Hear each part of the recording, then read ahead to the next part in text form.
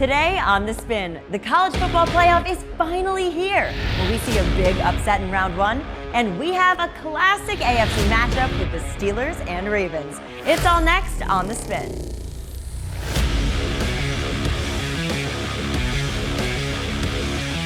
Hello, my friends. Ali Melendez here, and welcome to Sports Insider's The Spin. Thanks so much for joining us today. Well, today on The Spin, the college football playoff is finally here. 12 teams start the weekend with a chance to become national champs. And of course, we'll break it all down in a minute with Drew and Gabe. But first, a very quick shout out to our good friends at BetOnline. Now, all of our odds here on The Spin are provided by BetOnline, the world's most trusted betting platform and, of course, #1 source for everything football. So thanks again to BetOnline. We love you guys. All right, it's playoff time, people. Here's Drew Butler and Gabe Ikard. Welcome, fellas. Thanks so much, Allie. Drew Butler here alongside my man, Gabe Ikard. We are taking a look at the first round of the college football playoff right here on The Spin. Sports Insiders, hope everybody's holiday season is off to a great start. We have some amazing college football action to take a look at coming up this weekend. And Gabe, these are on-campus games, so no doubt the atmospheres are going to be electric. Let's start Saturday afternoon with a noon kickoff Eastern time up in Happy Valley. The SMU Mustangs out of the ACC are going up to take on Penn State, the Nittany Lions. This line right now, Penn State, an 8.5-point favorite. The total sits at 54 points. It's an interesting situation with both of these teams coming off losses in their conference championship games. But I just think Penn State's the more talented team. I think they're going to have a massive advantage with the atmosphere there in Happy Valley. And I just feel like if SMU is going to have a chance, that Kevin Jennings is just going to have to play out of his mind. And I expect Penn State to have a bounce-back performance defensively after getting carved up by Dylan Gabriel and the Oregon Ducks in the Big Ten championship game. I like Penn State. I could see it snowballing late third and into the fourth quarter for the Nittany Lions. So I'm actually going to lay it with the Nittany Lions. I think they get it done at home in a big way. Yeah, you bring up a great point. While Penn State had a relatively good showing in terms of taking it all the way to the end against the #1 ranked Oregon Ducks in the Big Ten championship game, their defense showed some vulnerabilities, and SMU head coach Rhett Lashley, an offensive mind, he's got to be licking his chops, heading up with really nothing to lose to say, let's see if we can replicate what Oregon did to this Penn State defense. SMU sneaks in to the college football playoff. Of course, they lost on a game-winning kick by Clemson in the ACC championship game, and I think Penn State should have a clear home field advantage here with over 100,000+ packing the stands up in Happy Valley. The weather forecast looks cold, potential snowfall as well, so you could get some great scenes up there. Don't know if they're doing a whiteout with a noon kick, but undoubtedly it will be an electric atmosphere. Nittany Lions did have a really good showing against Big Ten champ Oregon a week ago, and I just think, to your point, Gabe, later on in the game, Penn State should be able to pull away behind the play of quarterback Drew Aller, running back duo Katron Allen, and Nicholas Singleton. They should be able to control the game throughout and then prove to be the difference later on. It's a big number here, but again, 8.5. I'll lay it with Penn State. I think they pull away late. This seems to be more of a tough spot for SMU than an overwhelmingly positive spot for Clemson. I think James Franklin gets a big win. Penn State moves on to the college football playoff quarterfinals, so I will lay 8.5 with the Nittany Lions. Okay, I think this next game might be the game of the weekend. It's a 4 p.m. Eastern time kick in Austin, Texas. The ACC champion Clemson Tigers are heading out to the big state, Texas, to take on the Longhorns. And how about this number, Gabe? Texas, an 11.5-point favorite. This total, 51.5 points. I find the line very interesting because of the way that Quinn Ewers has looked lately for the Longhorns. He just has not been very sharp ever since coming back from that oblique injury earlier in the season. But I don't know how much Clemson's offense is going to score. I think Texas's defense is undoubtedly the better defense in this game. They may have the best defense left when you look at the college football playoff picture. I trust that group from Texas to make things very, very difficult for Cade Klubnik and the Clemson Tigers. And Clemson has struggled producing explosive plays all season long. Mm-hmm. I don't think that's going to happen against this Texas defense. I expect Texas to keep it a little conservative offensively, which is why I'm going to take Clemson in the points. Gotcha. I could see this being a 21-10 type football game where it's never in doubt, but Texas just kind of keeps things conservative offensively and gets the win. I also think, hey, Dabo's played in a lot of big games. He's gotten a lot of teams ready for spots like this. So I do think that factors in. But I like Texas to win. I just think the number's a little too big, so I'm going to take the points with Clemson. It's a big number. There's no doubt about it. And speaking of Dabo, another ACC championship for the Clemson Tigers. They are extremely familiar, especially with the preparation aspect of what it takes to get ready for a college football playoff game. Yes, Texas played in the college football playoff a year ago, but this is different. On campus in Austin, will there be any distractions? I don't know. Certainly something to watch. But my biggest question, and no doubt, Gabe, Texas's defense is one of the best units in the entire country. But what was the Longhorns' biggest win this season? I mean, obviously, it was the last game of the season against Texas A&M on the road in College Station to make it to the SEC championship game. Maybe I'm a bit jaded because I was at the SEC championship and saw Georgia beat Texas for the second time this season. But my biggest question mark is really around Quinn Ewers' health. Yeah, the oblique injury, also an ankle injury that he has been dealing with. He's had a little bit of time to get off his feet and get healthy. The big question for me is, will Arch Manning get meaningful snaps in this game? I think Cade Klubnik and Clemson are playing with the ultimate confidence. They essentially have house money. They've earned their way into the playoff. They've got nothing to lose. I expect Clemson to lean on Phil Maffa, their running back. Yes, they're going to challenge that Texas front seven, try to win the run game, control the time of possession. And the Longhorns defense, of course, they're good, but Clemson won't be scared, Gabe. I really don't think that they will be scared. They've played in plenty of big games. Simply put, there's too many points here. I really do think so. I think Dabo Swinney will have the Clemson Tigers ready to play. Clemson keeps it close. I would take a look at the money line as well here. Watch out for these pesky Clemson Tigers. Give me Clemson plus 11.5. All right, let's round things out with the nightcap. Yeah, 8 p.m. Eastern time kick. Tennessee at Ohio State in the Horseshoe. Ohio State, a 7.5-point favorite. This total, 47 points. Give me Tennessee to win the game outright. Wow. Vibes? Really? The vibes for Ohio State are just interesting. Yes. Not great, and, looking at the matchup, Tennessee's defensive line is really, really good. I think they have an argument to be considered the best in the country. And Ohio State is missing key players on the offensive line at the center position and the left tackle position. Yep. And I think Ohio State could struggle to run the football. And then you put it all on Will Howard. What Ohio State shows up, or what style of Ohio State shows up? Do they try to bully Tennessee like they tried Michigan? We all saw how that went. Uh-oh. Or do they spread them out and use those weapons at wide receiver and let those guys go make plays? We'll see. But I think Tennessee's defense is really, really good.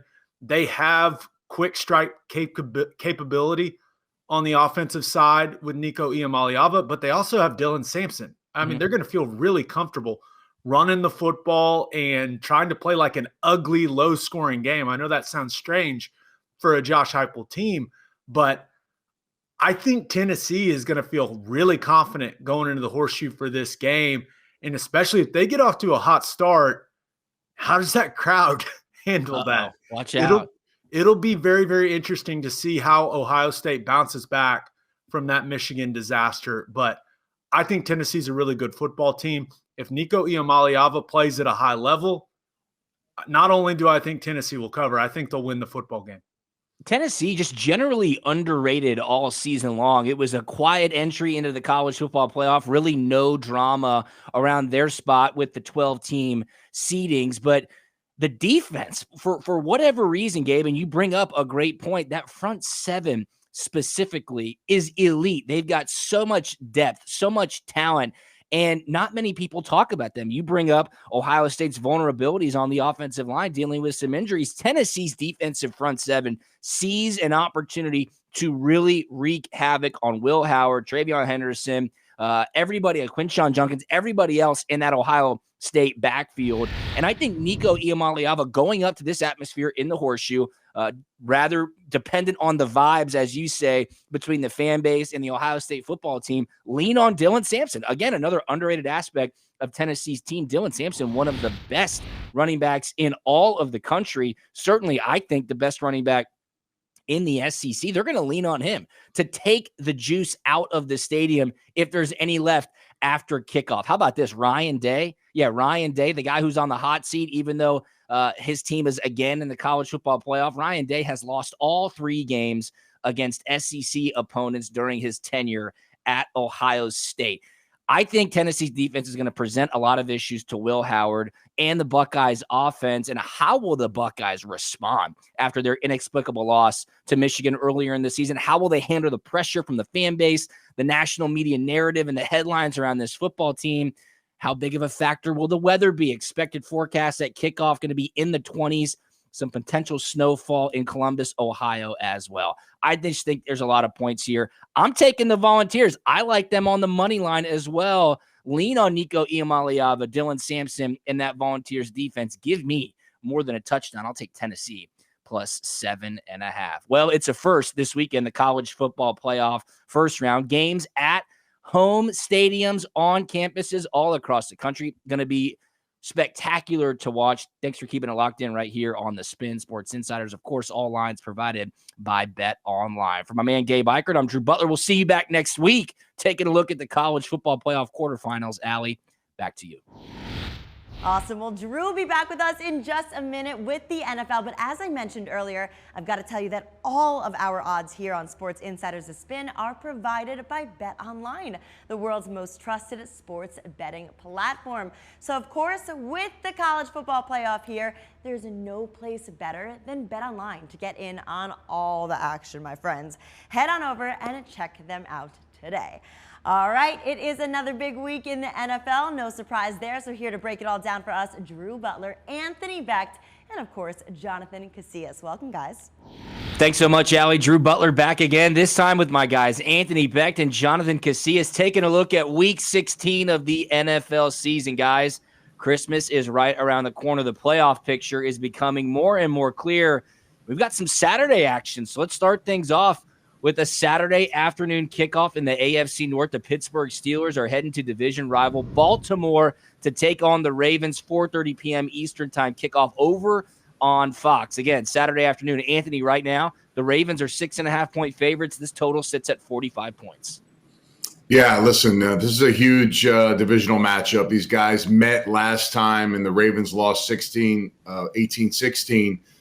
But the Steelers only made 6 field goals. That was their offense in the game. You know, I look at the Ravens defense. I think a lot of people kind of point the finger. That's the weakness. But in that game and against the Giants, they took care of business. It's kind of bend, don't break, and they've been really good in the red zone. I think those are things that are critical when you talk about moving into this part of the season when it really matters.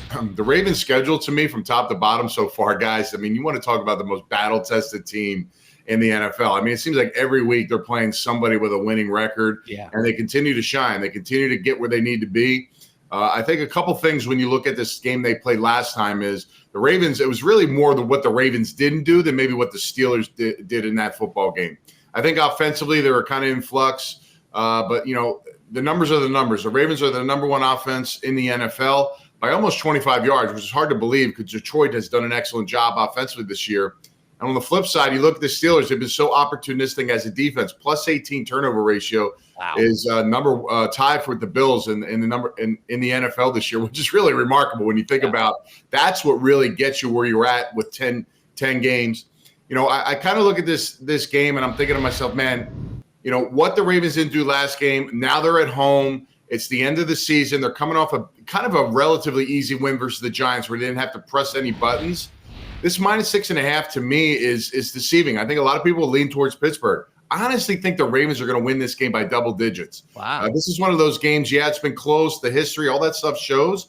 I just think right now the Ravens are out for revenge in that game. They'll play much better. And quite frankly, I don't know. With Pickens and Watt, their injuries, if they play, even if they don't, they'll be banged up. I like the Ravens in this game big, guys. At least 10 points. Wow. Wow, Anthony. Well, I watched Lamar Jackson go 21 of 25 for 290 yards and 5 touchdowns in 3 quarters versus my New York Football Giants. Just insane. And look, Derrick Henry, he was almost a non-factor in that game, only rushing for 67 yards. Look to get him going a lot this week. And you said it, the Steelers have one of the better, turnover ratios, and Baltimore only +2. But that's why they're sitting where they're sitting at right now and not on the top end of the division like Pittsburgh. And Pittsburgh did frustrate them last time. They did, have Lamar Jackson play a subpar game. He was 16 of 33. I don't think that happens again. You have to pay attention to the Steelers. George Pickens being out for them, they are not the same team without George Pickens. If he ends up missing this week, I agree with you. It could be a double-digit loss for the Pittsburgh Steelers. They're just not the same team. Got to pay attention to T.J. Watt as well. The best player on offense, the best player in defense, whether they play or not, they're still going to be limping into the game. I'm with you, Anthony. I'm going ahead and lay them points, and I'm going with Baltimore. Wow. Okay, now I have a lot to consider. Taking a look at my notes here goes against everything that you guys just said, and you make a great case as well. My biggest question mark, of course, is going to be TJ Watt dealing with that ankle injury. It seems like it's not too serious. I would assume that he is going to suit up for the Steelers this weekend and try to slow down Lamar Jackson, Derrick Henry, and that Ravens offense. George Pickens, as he goes, the Steelers offense goes, it seems like him and Russell Wilson have really forged a bond so far this season. But with Pickens out, Russell Wilson looking for some answers. Ravens coming off an easy win against the Giants, and the Steelers lost a tough game at Philadelphia. A couple weeks ago, guys, I said it. The Steelers were riding high. They had hardly played any divisional games. They were at home for a majority of those games. And now this last stretch of the Steelers' schedule really is starting to get tough. Can Russell Wilson bounce back after their showing against the Eagles a week ago? The Steelers have got to run the ball. Najee Harris, 6 carries for 14 yards in Philly a week ago. How will their defense step up and slow down Lamar Jackson, Derrick Henry, and crew? I think this is going to be a classic AFC North battle, guys. It's going to be gross. They're going to muck it up for sure. Low-scoring game. That means take the points. I'll take the Steelers +6.5 in a classic, ugly AFC North matchup. All right, let's go to the NFC East. 2 potential playoff teams here. One certainly, the other one fighting for their playoff lives. The Philadelphia Eagles, who have won 10 straight games, guys, are heading down to Washington to take on the Commanders. 1 p.m. Eastern kickoff on Fox this Sunday. The Eagles are 3.5-point favorites. This total 45 points, Anthony. Yeah, I always think about when you get into December, what matters. And when you look at Philadelphia, they're number 1 in rushing, and they got the number 1 defense in the NFL, guys. That's a combination right now that's hard to beat. And when I look at this football team, they played a close game last time. But when you look at what Washington, coming off a game against the New Orleans Saints, didn't look their best. Their quarterback was sacked 8 times in that game. As a rookie, sometimes that leaves scars when you head into the next game. But I will say, Jaden Daniels has been everything on this team. He's their leading rusher last week. He was their best passer. He had a really good completion percentage. It's the defensive side of the ball that I worry about with Washington. And I just don't think this is a really good matchup when you look at both sides with Washington's defense versus Philly. And I think from the passing game standpoint, Jalen Hurts only averaging about 200 yards passing a game, but it's effective because of what Saquon Barkley does in the run game. And I guess we can squash all the rumors between him and A.J. Brown if they did their kid and play dance after a touchdown last week. The other thing is, though, they always leave you with something to scratch your head about. You look at the sidelines. There's a coach, a D-line coach, and the head coach, and then Carter on the side. There's always something there. And you got Big Dom stepping in. Why is this guy even around any of the coaches, let alone on the sidelines in the middle of the football game? So, again, they leave you something every week, but at the end of the day, they get it done. And I can't get away from the number 1 rush offense and the number 1 defense. And to me, guys, I think that's the difference in this game. I bring the hook down to make it 3, but I definitely like to lay those points with the Eagles. Dysfunction where? I was definitely hoping that there was some dysfunction with the Eagles so they fall off again, but I think they embrace the controversy, fellas. I think that's what they're doing this year. I don't think they did it last year, but I think that's what you're seeing this year. They're wagging. They're that Madden team that you create and every position player is maxed out. Jalen Hurts, AJ Brown, Devontae Smith, Saquon Barkley. Like, offensively, they're crazy, and defensively, they're getting home. They're getting home against the quarterback. Yeah. They're bringing quarterbacks to the ground. They're frustrating offenses every single week, and they're resting some of their starters in some of these games. These guys are wagging. Like I said, I was hoping that the dysfunction was there, but it's really not. These guys can run the football on anybody. They can throw the football because they have one of the best receivers, the best second receiver in the game. They have one of the best tight ends. They're just rolling right now. And on the other side of it, the Commanders have not beat a good team this year. They struggled against every single team that they played, unless they're a bottom feeder. That's the only time they look good. The Jaden Daniels, I like him a lot, but the hype train definitely has tapered off a little bit as the second half of the season has came around. This team, when you look at both of these teams on paper, the Commanders just don't match up against the Eagles. Not too many teams do, in all fairness. I think the Eagles win big. I think they're going to win their 11th straight, which is a record for their franchise. I don't think that dysfunction was there. I was maybe delusional a little bit last week. I think the Eagles are the real deal, and give me the points. And I lay the points and give me the Eagles. Yeah, it seems like the Eagles just want to keep things interesting. There's no doubt about it. And this is a huge divisional matchup. As I mentioned, the Washington Commanders clinging on to their playoff hopes as it stands right now. And the Eagles, on the flip side, have new life to grab the number 1 seed in the NFC after the Lions dropped their game against the Buffalo Bills a week ago. 10 straight wins, a franchise record for the Philadelphia Eagles, going for 11 straight on the road this weekend. And I'm just going to belabor the point, guys. Jalen Hurts, A.J. Brown, Devontae Smith, Saquon Barkley. This offense can absolutely grind out football games. Pair it with that defense. It's a deadly combo. They are playing some really good football when it matters the most, compared to last season where, man, the wheels absolutely fell off down the stretch. Jaden Daniels, yes, still playing at a high level. You mentioned it, Jonathan, but it's tapered off. That magic has tapered off a little bit. The Commanders are squeaking out wins. They avoided disaster a week ago in New Orleans after being up big late in that game. You have to ride with the hot hand here. You absolutely do. How can you fade the Eagles with the brand of football that they're playing right now on the road against a divisional opponent? It doesn't matter, guys. I'm laying the 3.5 with Philly as well. Okay, let's finish things up in South Florida. The San Francisco 49ers making the long trek down to Miami to take on the Dolphins.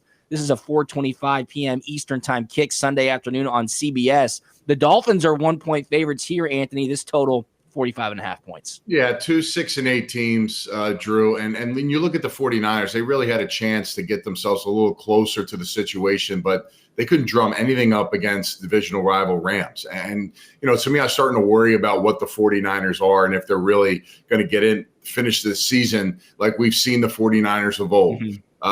They're one of their worst performances overall offensively last week with only 191 total offensive yards. Their run game has been suspect, but they are banged up, so they're down to their third running back. Deebo Samuels wants the ball, but then he can't catch it when it gets thrown to him. It's got to be a frustrating situation. Then, hey, listen, let's throw the elephant in the room. Brock Purdy's up for a contract extension. Maybe he's thinking about those things. All those things could be swirling for this football team.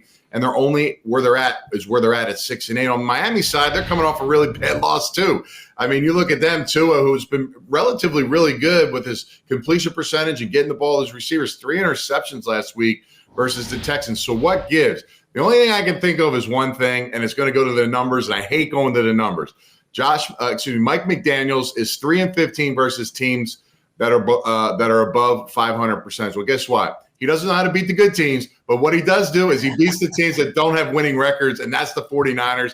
Listen, I'm going to take the home team here. To me, it's a coin flip, but I think Miami gets it done in the warm weather, and I think they win this game outright. Yeah, I'm on the same page with you, man. And look, both of these teams, I think we all have at least, making it to the playoffs, possibly winning their division. Yeah. But both of these teams have fell short. Fell on their face, basically, especially San Francisco. I think we're witnessing the end to their success of what they've been doing for the last, better half of this decade. Yeah. And, constantly competing for that NFC title every single year.